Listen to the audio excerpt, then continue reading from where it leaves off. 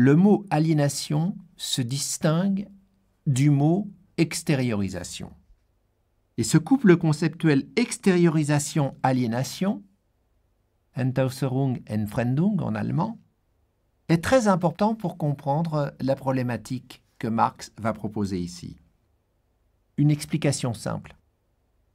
Lorsque je crée quelque chose de mes mains, un dessin, un poème, un modelage, j'extériorise quelque chose qui est en moi, un talent, une aspiration créatrice. L'objet qui me fait face, je peux le contempler comme étant mon œuvre.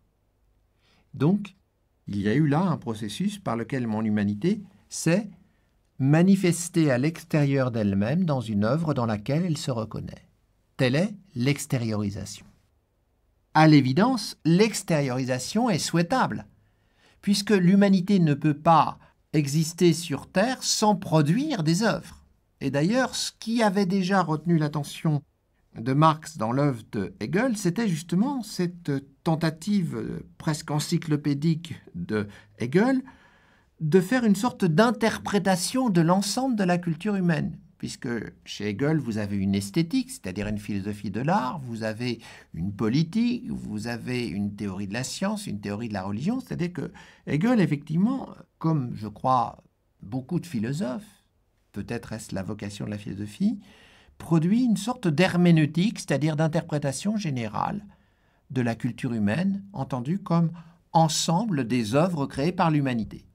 Hegel appelait ça dans son langage l'esprit objectif, c'est-à-dire l'esprit humain sédimenté dans des œuvres matérielles repérables ou dans des œuvres culturelles repérables. Un théorème de Pythagore, c'est une œuvre, une statue de Praxitèle, c'est une œuvre, et ainsi de suite.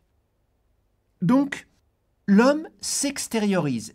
Il est propre à l'homme de chercher à se manifester à l'extérieur de lui-même dans des œuvres dans lesquelles il se reconnaît.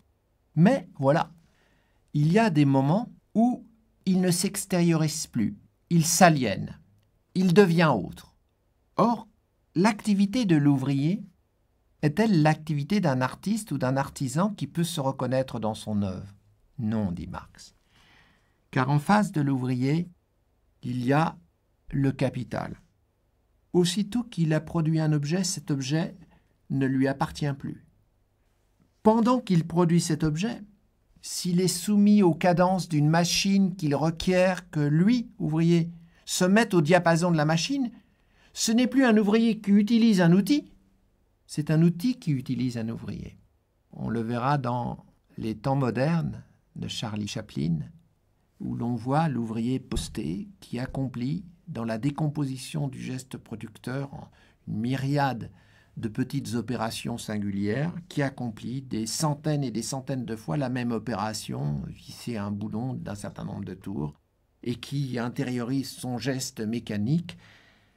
Eh bien, dans cette opération où l'unité du processus de travail a volé en éclats, où l'objet produit par le producteur ne lui appartient pas, où l'usure du producteur, l'usure nerveuse du producteur fait qu'il n'est plus auprès de lui-même dans son activité, comme il pourrait l'être s'il était artisan ou artiste.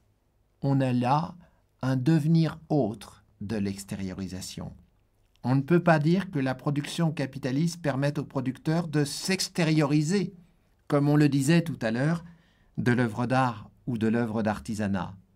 On peut dire que, tout au contraire, au lieu de s'extérioriser, l'homme s'aliène. En latin, alienus veut dire étranger. Et on sait que dans le vocabulaire des notaires, l'aliénation d'un bien, c'est son dessaisissement par rapport à autrui. Ce bien devient le bien d'un autre. Eh bien, le devenir autre porte sur 3 aspects dans le processus d'aliénation capitaliste. Aliénation de la réalité produite, aliénation de l'objet, aliénation de l'activité productrice et aliénation de l'être lui-même. On pense à Charlot sortant de la chaîne de montage avec des tics qui montrent que son être lui-même reproduit les mécanismes de l'acte producteur. Un tel être est aliéné a un triple aspect. Aliéné quant à l'objet, aliéné quant à l'activité, aliéné quant à l'être lui-même.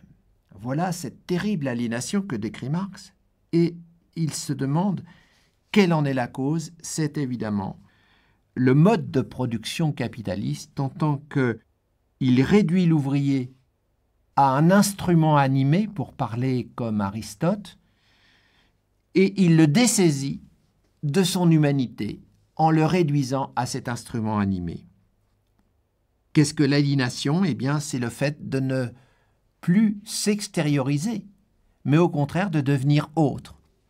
On ne peut plus regarder cet objet qu'on a produit comme étant sien, on le regarde comme étant étranger et autre. Ce devenir autre, cette aliénation, est la conséquence d'un système.